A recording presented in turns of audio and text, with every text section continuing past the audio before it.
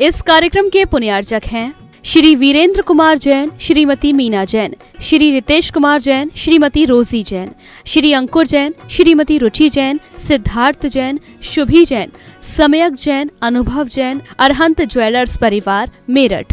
Shri Shanti Kumar Sogani, Shrimati Mamta Sogani, Priyatam, Mayuri, Rishabh, Shri Siddhesh, Nitya, Jitasha, Preeti, Aditya, Japan निवासी, Jaipur, Rajasthan. Firm Sogani jewellers private limited, Jaipur. Firm Haiva heaven resort, Jaipur.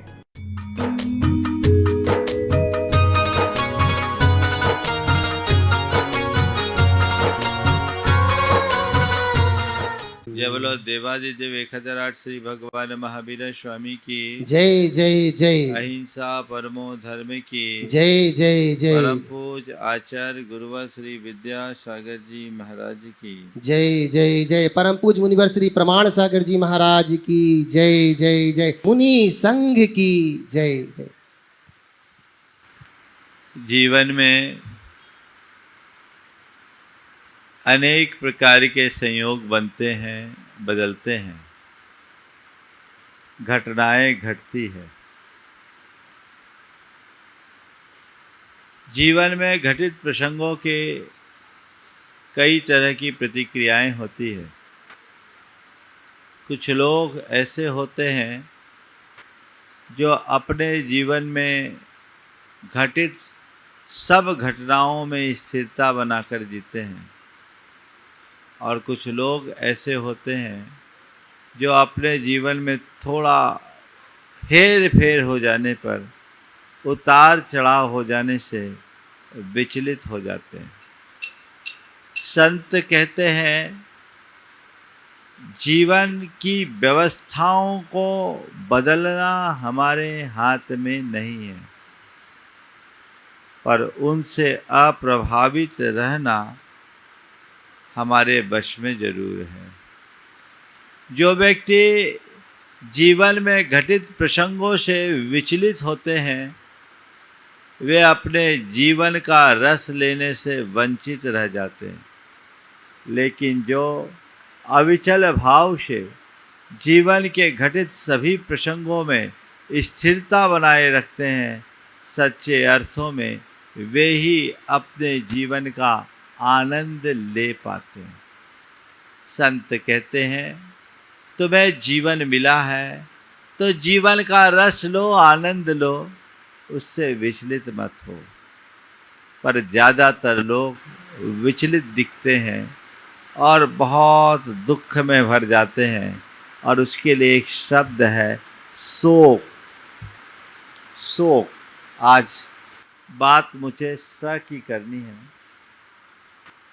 शंका की बात मैं पहले कर चुका हूं, इसलिए आज बात शोक की कर रहा हूं। मन में शोक होना, ये मन की बड़ी हीन अवस्था है।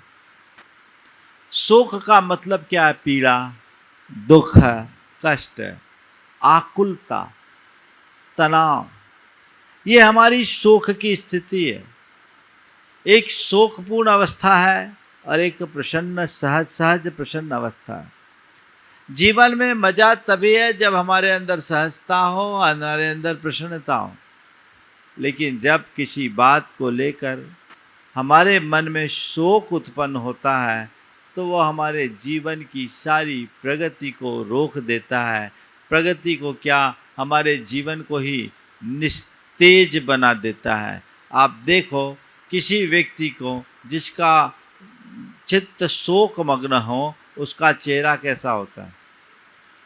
शोकग्रस्त व्यक्ति का चेहरा ही मुरझाया मुरझाया दिखता है।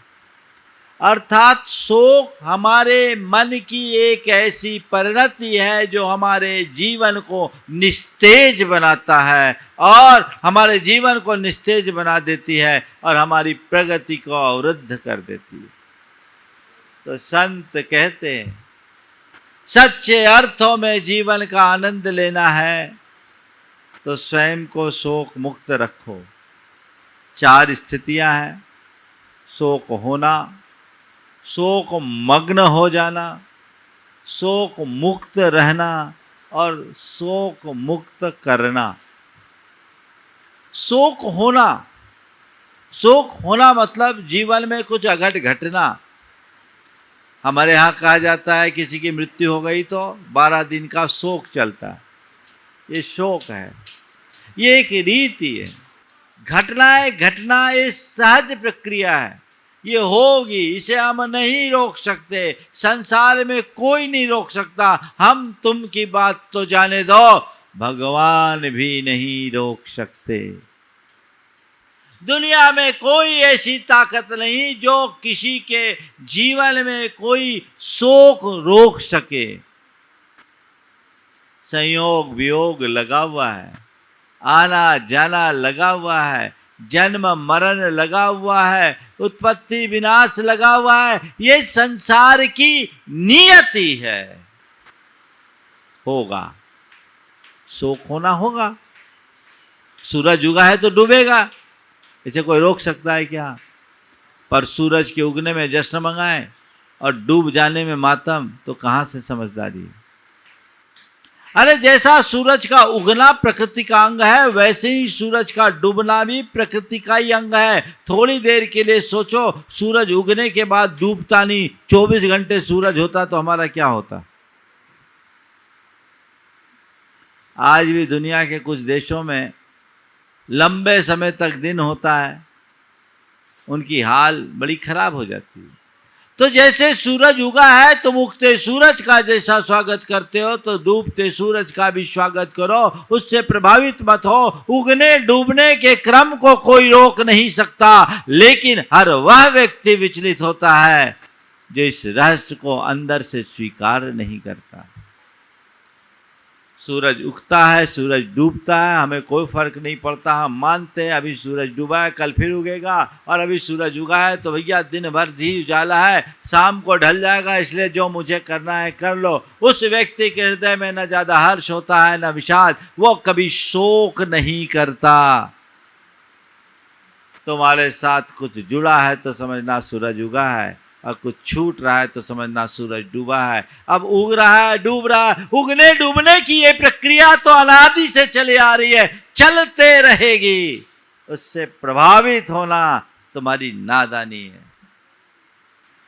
एक अज्ञानी और एक ज्ञानी में यही अंतर है। अज्ञानी जीवन में घटित घटनाओं से प्रभावित होता है, विचलित हो जाता है, और ज्ञानी जीवन में घटित घटनाओं में सहज बना रहता है। आप लोग मेरी भावना में ये 2 पंक्तियां दोहराते हो, होकर सुख में मग्न न फूलूं, दुख में कभी न घबराऊं, इष्ट वियोग अनिष्ट योग में सहनशीलता दिखलाऊं। हे भगवान, मेरे जीवन में कितना भी सुख हो मैं फूलूं नहीं, और कितना भी दुख हो घबराऊं भी नहीं। इष्ट का वियोग हो या अनिष्ट का योग हो, मैं दोनों में सहनशीलता दिखला सकूं, क्योंकि ये सब चीजें बाहर की है, मेरे जीवन का इनसे कोई सीधा संबंध नहीं है। ये समझ अपने भीतर जग जाए तो मन में शोक नहीं होगा। शोक होना और शोक मग्न होना बड़ा अंतर है। घटना और घटना से प्रभावित होना, इनमें बड़ा अंतर है। मेरे संपर्क में अनेक लोग हैं जो जीवन में बड़े बड़े वज्राघात को सहे हैं,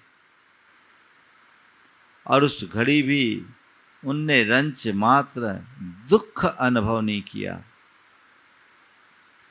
बंधुओं, लोग कहते मेरे दुखों का निवारण हो, संत कहते हैं दुख तो कभी आता ही नहीं, निवारण करने की बात क्या है? दुख नहीं आता, तुम दुखी होते हो। महाराज क्या है?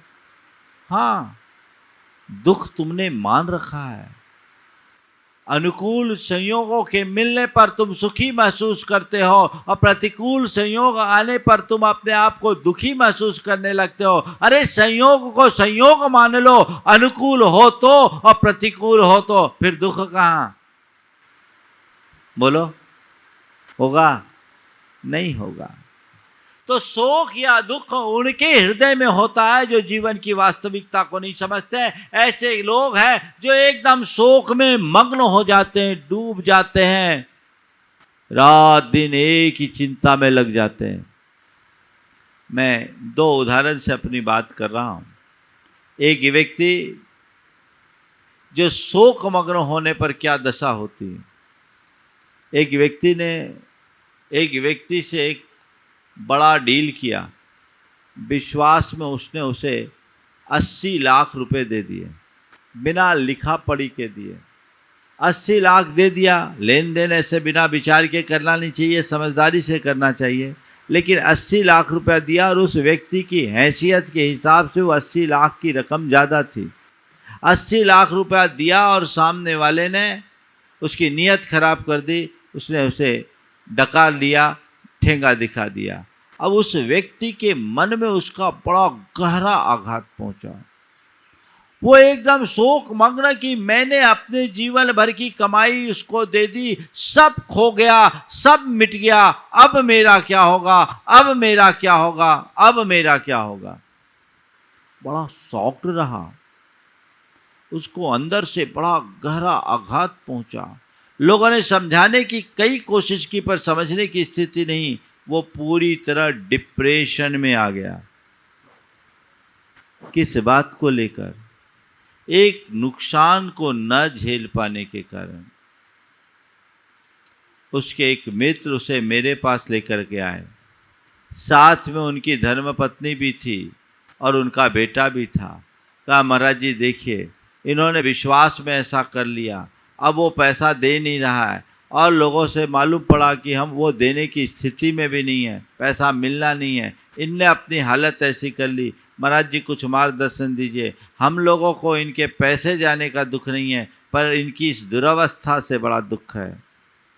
मेरे पास बैठा, मैंने उसे समझाया कि भाई गलती तुम्हारी है, तुमने एक व्यक्ति पर भरोसा करके इस तरह का लेन देन कर लिया। व्यापार में भावना में बहकर कोई निर्णय नहीं लिया जाता, व्यापार हमेशा बुद्धि से किया जाता है। तुम सोच समझ कर किए होते तो तुम्हारे साथ आज ऐसी नौबत नहीं आती। जाना था सो चला गया। अब इस बात को लेकर अधिक तनाव मन में मत रखो। तुम ये देखो कि इतना सब कुछ जाने के बाद भी आज तुम्हारे पास इतना कुछ है कि तुम अपने जीवन को आगे बढ़ा सकते हो। बेटे ने कहा, महाराज आगे नहीं बढ़ा सकते, बहुत कुछ कर सकते हैं। तो मैंने कहा, जो खो गया उसमें दिमाग लगाने की जगह जो बचा उसे संभालने में लगाओ। तुम रात दिन ऐसे एकदम शॉक्ड होकर के पड़े हो। अगर आज सक्रिय हो गए तो 80 लाख की जगह तुम 8 करोड़ भी पैदा करने में सक्षम हो सकते हो। जो खो गया उसे भूल जाओ और अपने मन को समझाओ कि हो सकता है मैंने कभी उसका रुपया खाया होगा, आज उसने रुपया खा लिया, हिसाब बराबर हो गया। पर ऐसा मत सोचना कि कोई रुपया खाए तो कहे पिछले जन्म में तुम खाए थे, इस जन्म में हम खा के हिसाब बराबर कर लिए। ऐसा मत करना। कभी किसी की अमानत में खयानत करने की बात भी मत सोचना। कई जन्मों तक दरिद्रता का दुख भोगना पड़ेगा, अनाथ बनोगे, पता नहीं कैसे कैसे कष्टों का अनुभव करना पड़ेगा। इसलिए वैसी दृष्टि ही नहीं आनी चाहिए, उधर तो देखना भी नहीं चाहिए। जो हमारा मार्ग है उस मार्ग को प्रशस्त करके चलने की कोशिश करनी चाहिए। तो मैं आपसे कह रहा था, उसे मैंने समझाया। धीरे धीरे धीरे धीरे उस व्यक्ति में समझ आई, वो अपने काम में लगा और वाकई बाद में अपनी स्थिति में आ गया। ये शोक है। शोक व्यक्ति को आर्थिक नुकसान होने पर भी होता है, किसी प्रिय के खो जाने पर भी होता है। इष्ट व्यक्ति या इष्ट वस्तु के वियोग में व्यक्ति शॉक्ड रहता है, अनिष्ट व्यक्ति या अनिष्ट वस्तु के संयोग में व्यक्ति दुखी होता है। ये दुख मनुष्य के जीवन को अंदर से तोड़ देता है। संत कहते हैं, जीवन में चाहे कुछ भी क्यों ना हो, शोक मत करो, विवेक से काम करो। मोह भाव शोक उत्पन्न करता है और ज्ञान भाव विवेक जगाता है। जीवन में घटित घटनाओं को मोह भरी दृष्टि से देखोगे तो तुम दुखी ही बने रहोगे, और ज्ञान भरी दृष्टि से देखोगे तो चाहे कुछ भी क्यों ना हो जाए, तुम्हारे चित्त में कभी दुख हावी नहीं होगा। जो हो रहा है उसको सहज भाव से जीने की कोशिश करो। ऐसा कई लोगों के साथ है। अब अभी देखो सामने ताज़ा ताज़ा प्रकरण है। मुकेश भाई आज हमारे बीच से गए। एक बहुत बड़ी घटना, एक ऐसा शख्स जो बहुत होनहार और क्रियाशील कर्मठ, परिवार का आधार, लेकिन इस घटना को उस परिवार ने कितनी धैर्य और समझ के साथ सहा। किसके बदौलत? ज्ञान के बदौलत। होनी थी, स्वीकार करो। सारा सुख शांत हो जाएगा। कई लोग हैं जो ऐसी समझ रखते, भैया जो होना था सो हो गया, झटका तो लगता है, दुख भी होता है, लेकिन दुख होना और दुख में इतने व्याकुल हो जाना कि सब कुछ भूल जाना अच्छी बात कभी नहीं। इस तरीके से जीवन जियो कि तुम्हारे जीवन में कोई दुख प्रसंग आए ही नहीं, और यदि आ जाए तो कोई बात नहीं, उसे सहज रूप से स्वीकार करो। शोक मग्न मत रहो, शोक मुक्त रहो, और स्वयं शोक मुक्त रहो, दूसरे को शोक मुक्त करो। जीवन को शोक मुक्त बनाए रखने के लिए 4 बातें आज मैं आप सबसे कहना चाहूँगा। यदि इन 4 बातों को याद रखोगे, आत्मसात कर लोगे, तो जीवन में कभी तुम्हारा मन शोक मग्न नहीं होगा, तुम्हारा चेहरा कभी मुरझाएगा नहीं, हमेशा खिला रहेगा। नंबर 1, जीवन की नश्वरता को याद रखो। क्या बोला? जीवन की नश्वरता का स्मरण करो। संसार में जो भी संयोग है ये क्षण भंगुर है, आज है कल रहे न रहे। जिसने जन्म लिया है उसका मरण निश्चित है। ये जीवन की नश्वरता है, ये जीवन का यथार्थ है। एक दिन आए हैं, सबको जाना है। हम, कोई गया है, हम आए हैं, हम जाएंगे, कोई आएगा। ये संसार है, आना जाना लगा हुआ है। जिस जीव का जिसके साथ जितने दिन का संयोग है वो उतने ही दिन टिकेगा, और हर संयोग वियोग में है। हर संयोग वियोग में, हमें उससे विचलित होना। सब क्षण भंगुर है। इन ऐसा अगर सोचोगे तो हमारे मन में न तो किसी के प्रति आसक्ति होगी, न ही किसी प्रकार का अभिमान, और जो व्यक्ति आसक्ति और अभिमान से मुक्त होगा उसके चित्त में कभी शोक भी हावी नहीं होगा। है ठीक है, ऐसा ही है, किसका शोक करना? आना जाना लगा हुआ है, ये नश्वर है, हम क्यों रोए? देखो एक छोटा बच्चा होता है, वो बैलून से खेलता है, खेलते खेलते में अगर बैलून फूट जाता है तो बच्चा रोता है। रोता है कि नहीं रोता? खेल खेल में बैलून फूट जाने पर बच्चा रोता है। बड़े समझाते हैं, बेटा मत रो, बैलून तो फूटने के लिए होते हैं, दूसरा ला देंगे। क्यों? आपको पता है कि बैलून फूटने के लिए होते हैं, इसलिए फूट जाने से आपको कष्ट नहीं, पर बच्चे के लिए वो बैलून उसका बहुत बड़ा खिलौना है, फूट गया, उसे ये पता नहीं कि फूटने वाला है, तो रोता है। संत कहते हैं जैसे बैलून फूटने के लिए हैं, वैसे संसार का हर संयोग फूटने वाला है। सब संयोग बैलून की तरह है, कब फूट जाए पता नहीं, फूटना ही है, इसलिए रो मत। जो इस सच्चाई को जानते हैं वो अपने जीवन में बड़े से बड़े वज्राघात को भी सह लेते हैं। ठीक है, ये ऐसा ही होना था, इसको लेकर क्या रोना? स्वीकार करो। हमारे पास इसके अलावा और कोई चारा नहीं है।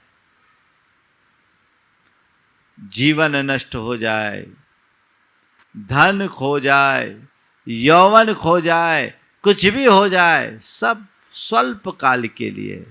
हमारे यहाँ कहा गया धन, जीवन और यौवन तीनों जल बुब्बुद समान, पानी के बुलबुले के समान है। आज है कल रहे न रहे कोई पता नहीं। ये सच्चाई जानो तो भाई इतनी देर के लिए ये खेल, इतनी देर का क्या शोक?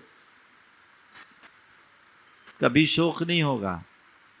आप जब कहीं यात्रा करते हैं, कई व्यक्ति आपसे मिलते हैं और उस मेल जोल के क्रम में किसी के साथ आपकी बड़ी प्रगाढ़ता और आत्मीयता भी हो जाती है, पर उस व्यक्ति का पड़ाव आते ही वो वहाँ से उतर जाता है जाने लगता है, आप लोग एक दूसरे को धन्यवाद देते हो और वहाँ से निकलते हो, टाटा बाय बाय होता है, काम खत्म। मन में शोक होता है क्या? अरे बहुत अच्छा आदमी था, चला गया। क्यों?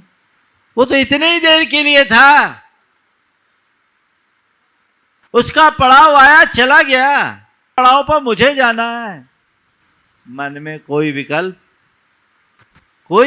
नहीं, रोज का अनुभव है। संत कहते हैं ये दिन 2 दिन का सफर है और ये 150 बरस का सफर है।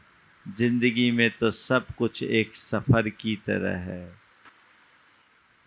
एक सफर की तरह है। सफर है और हर व्यक्ति उसमें हर व्यक्ति, हर प्राणी यात्री है।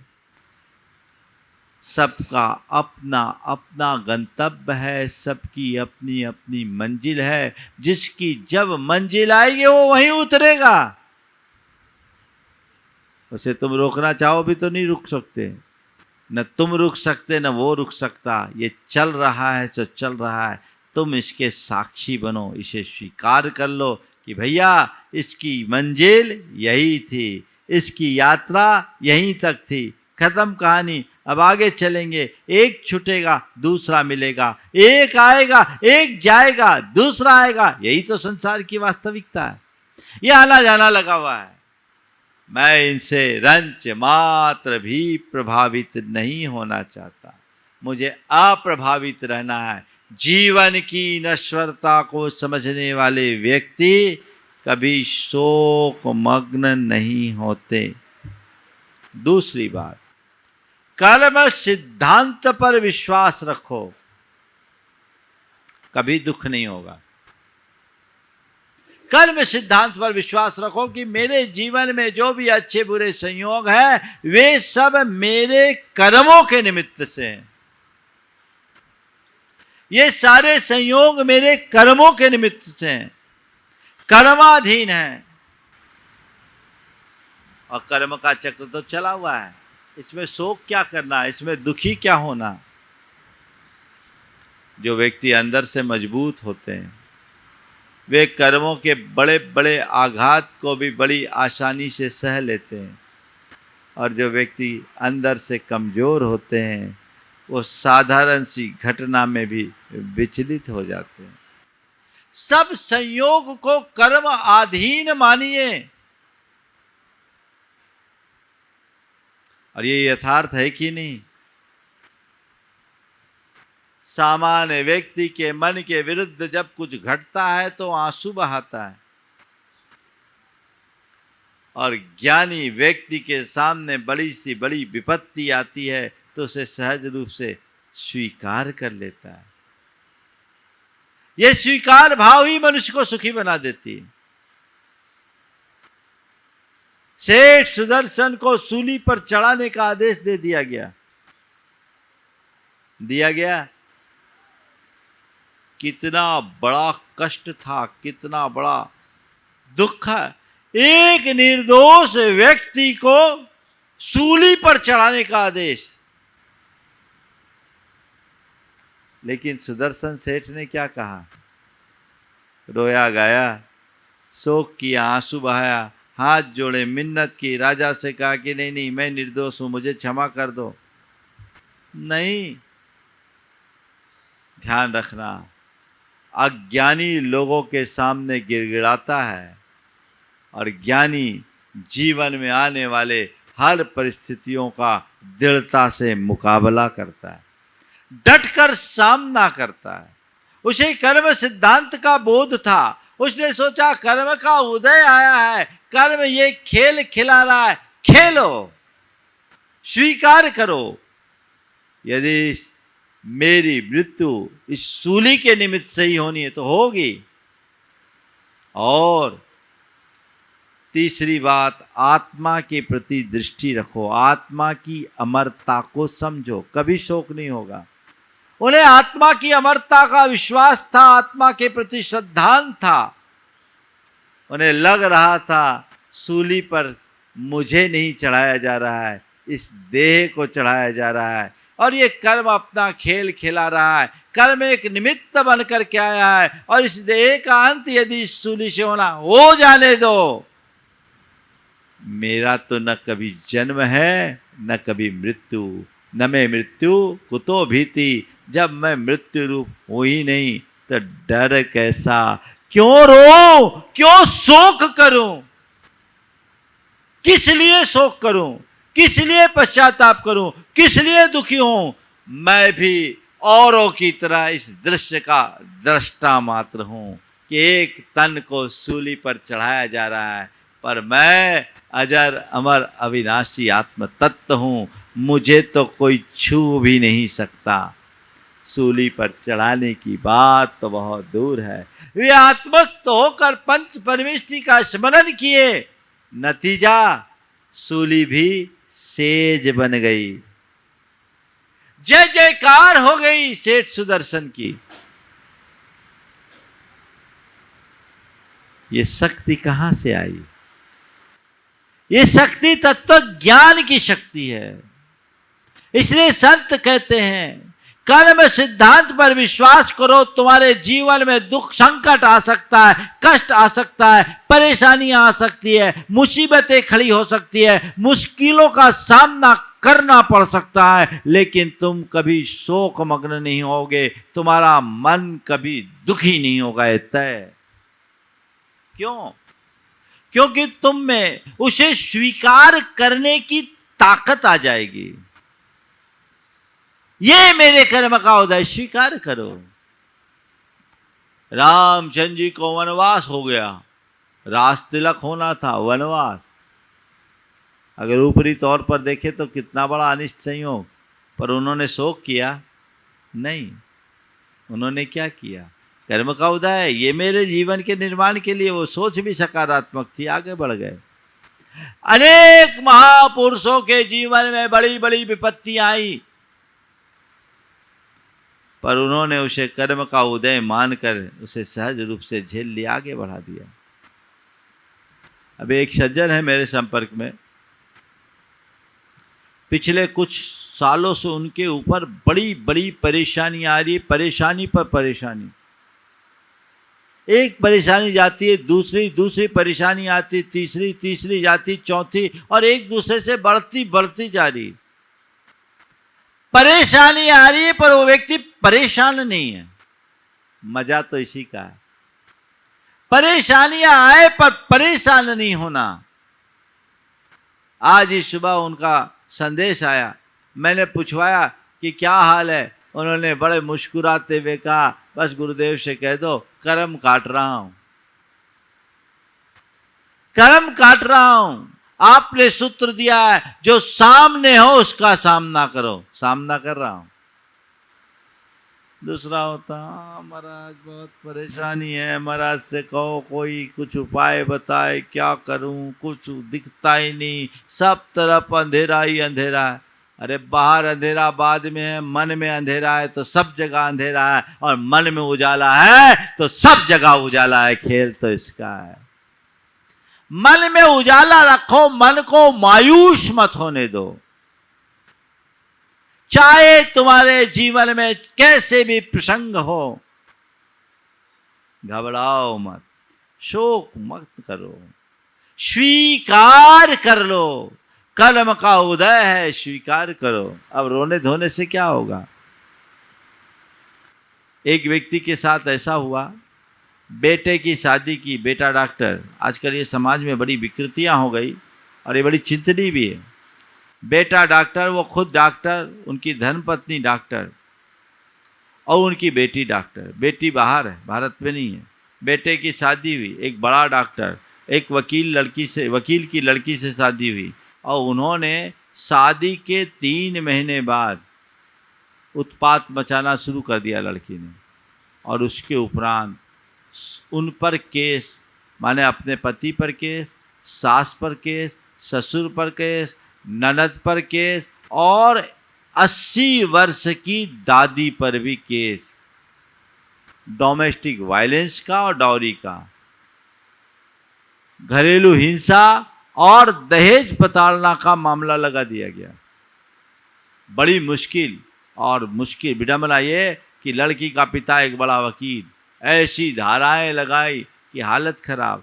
अब उनमें बाकी सब तो ठीक, वो दादी जो थी वो प्रतिमाधारी प्रति बेचारी एकदम गौ, लेकिन पता नहीं क्या वैर भाव था, उसने उनको लपेटा। थोड़े दिन तो उन्होंने सोचा कि क्या करे, किसी तरह से एंटीसिपेटरी बेल वगैरह मिले, कुछ हो, बहुत मशक्कत हुई, कुछ नहीं हुआ। उन्होंने तय किया कि भाई इस तरीके से भागने से तो कुछ होगा नहीं, कर्म का उदय है, जो है उसका सामना करेंगे। लाखों रुपए की बर्बादी होगी, कुछ होना जाना नहीं है। सामने वाले से समझौता करने के लिए भी उनने प्रस्ताव किए, लेकिन सामने वाला मानने को राजी नहीं हुआ। तो उन्होंने एक ही निर्णय लिया कि ठीक है भाई, अब अपने को जेल होती तो हम सरेंडर कर दें। उनने सरेंडर कर दिया। सरेंडर करके उपस्थित हुए जमानत के लिए। पता नहीं जज के मन में क्या हुआ, दादी को तो जमानत पहले ही दे दी जो व्रती थी। इनने सरेंडर किया, ये लोग अंदर रहे और लगभग 5 महीने अंदर रहे, 5 महीने अंदर। उसके बाद उनकी जमानत हुई, मामला आगे फिर तो खारिज भी हो गया है। लगभग 5 साल पुरानी बात थी, फर्जी केस था, कुछ नहीं था, पर 5 महीने अंदर रहे। एक डॉक्टर, रेपुटेड डॉक्टर, जिसका पूरा परिवार उतने दिन रहा। लेकिन मैं आपको क्या बोलूं, गजब की हिम्मत, रंच मात्र भी दुखी नहीं हुए। उन्होंने आकर बोला, महाराज जी 5 महीना खूब स्वाध्याय करने का मौका मिला और हमने जीवन को समझा, जीवन को निकटता से देखने का अवसर मिला। हम तो यही सोचते थे जैसे तीर्थ यात्रा आदि पर जाते तो घर परिवार छूटता है, जेल यात्रा को ही तीर्थ यात्रा क्यों न बना लिया जाए, ये हमारे जीवन के कल्याण का कारण है। आप लोग रोज बोलते हैं भूने वनेवा, योगे वियोगे भूने वनेवा। महाराज उसका कुछ अंशों में अनुभव करने का सुअवसर आया। महाराज मैंने अपने मित्रों और वकीलों की सलाह से शुरुआत में बहुत प्रयास किया, लेकिन 2 महीना 3 महीना मारा फिरा। मुझे लगा कि इसमें कुछ होगा नहीं, सरेंडर करके काम कर लेना चाहिए। आज महाराज मैं बहुत खुश हूँ और ये सब आप लोगों के द्वारा दिए गए ज्ञान के परिणाम स्वरूप प्राप्त हुआ है। मैं अपने अंदर ऐसी स्थिरता जगाना चाहता हूँ। बंधुओं, मैं आपसे इतना ही कहना चाहूँगा, अगर तुम्हारे भीतर जीवन की सही समझ होगी तो बड़े बड़े संकटों में भी तुम स्थिरता रख सकोगे और सही समझ के अभाव में हल्का सा आघात भी तुम्हें तोड़ देगा। मन को पक्का बनाओ, मुझे शोक नहीं करना है और न ही किसी को शोक में डालना है। शोक मुक्त रहना है और शोक मुक्त रखना है। तो पहली बात, अगर अपने आप को शोक मुक्त रखना चाहते हो, जीवन की नश्वरता को समझो। दूसरी बात, कर्म सिद्धांत पर विश्वास रख करके चलो, मजबूत बनाओ। तीसरी बात, आत्मा की अमरता पर अपनी दृष्टि रखो, कुछ भी बिगड़ने वाला नहीं है। मेरी आत्मा अजर अमर अविनाशी है, उसका बाल बांका भी नहीं होने वाला है। और संसार के हर प्राणी की आत्मा अजर अमर अविनाशी है। द्रव्य दृष्टि रखो, पर्याय की तरफ दृष्टि मत रखो। ये परिवर्तन ऊपर का है, भीतर के तत्व में कोई परिवर्तन नहीं होता। इस बात को जो अपने मन मस्तिष्क में अंकित कर लेता है वो कभी विचलित नहीं होता। और चौथी बात, हर स्थिति में अपने आप को सकारात्मक बनाकर रखो, सकारात्मक दृष्टि रखो। मन में विश्वास और भरोसा जगेगा और ये विश्वास और भरोसा तुम्हारे जीवन के पथ को प्रशस्त करेगा। रोना धोना करने से किसी भी समस्या का समाधान नहीं होता। जीवन में अगर तुम्हारी सोच सकारात्मक है तो हर दुर्घटना को तुम सकारात्मक दृष्टि से देखोगे और उससे उभरने का रास्ता खोजोगे। उस दुर्घटना को अपने लिए एक चुनौती मानकर स्वीकार करो और अपनी कुशलता से उसे एक उपलब्धि में परिवर्तित कर दो, तो तुम्हारे जीवन में धन्यता घटित होगी और वो तुम्हारे जीवन को ऊंचा उठाएगा। तो शोक शास्त्रीय भाषा में आर्त ध्यान है और हम अगर विज्ञान की भाषा में करें तो शोक एक पीड़ा है, चिंता है जो हमारे शरीर को भी बर्बाद कर देती है। हमारे शरीर की अंतःस्रावी ग्रंथियों से अनेक प्रकार के जहरीले रसायन प्रकट कर देते हैं जो हमारे जीवन के सुख चैन को समाप्त करके जीवन की सारी व्यवस्था को विनष्ट कर देती है। इसलिए आज शोक मुक्त जीवन जीने का हम मार्ग चुने और अपने जीवन के पथ को प्रशस्त करें। समय आप सबका हो गया, यहीं पर विराम। बोलिए परम पूज्य आचार्य गुरुवर श्री विद्यासागर जी महाराज। इस कार्यक्रम के पुण्यार्चक थे श्री वीरेंद्र कुमार जैन, श्रीमती मीना जैन, श्री रितेश कुमार जैन, श्रीमती रोजी जैन, श्री अंकुर जैन, श्रीमती रुचि जैन, सिद्धार्थ जैन, शुभी जैन, सम्यक जैन, अनुभव जैन, अरहंत ज्वेलर्स परिवार, मेरठ। श्री शांति कुमार सोगानी, श्रीमती ममता सोगानी, प्रियतम मयूरी ऋषभ, श्री सिद्धेश, नित्या जिताशा, प्रीति आदित्य, जापान निवासी, Jaipur Rajasthan. Firm Sogani jewellers private limited, Jaipur. Firm Haiva heaven resort, Jaipur.